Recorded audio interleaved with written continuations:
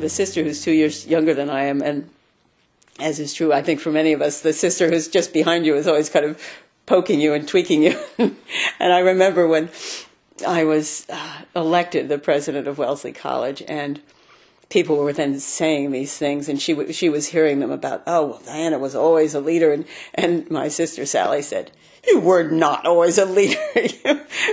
You weren't always a leader. I was a leader.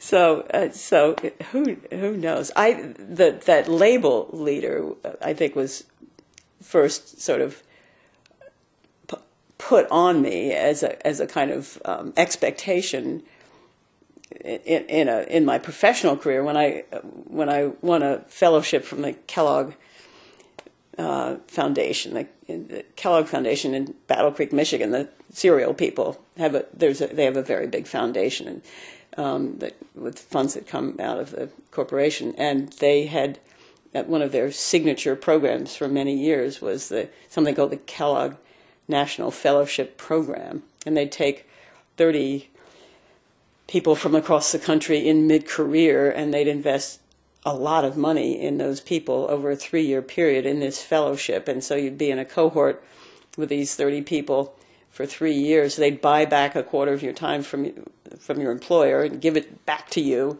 to create a learning plan to develop your leadership. They selected people who were in mid-career and people who they thought had enormous potential to be national leaders. And it was an amazing opportunity.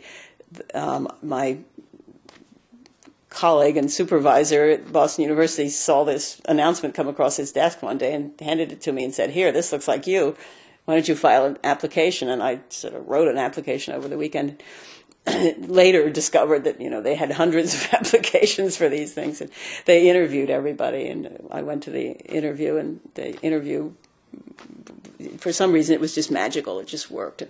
So that opened my mind and opened all kinds of doors to thinking deeply about leadership and different styles of leadership and what is leadership. And all of these other people also were thinking that way and wondering about their own leadership and how they could.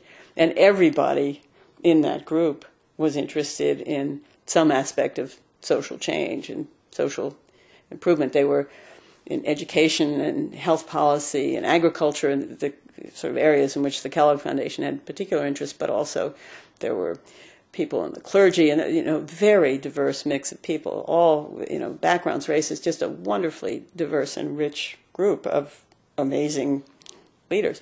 So that 3-year experience had a very big impact on me. I was really privileged to have that. And I think if I hadn't had that experience, I don't think it was a big factor in Wellesley's mind when they sought me out. I don't think they were terribly conscious of that I'd done that or that was important. But I don't think in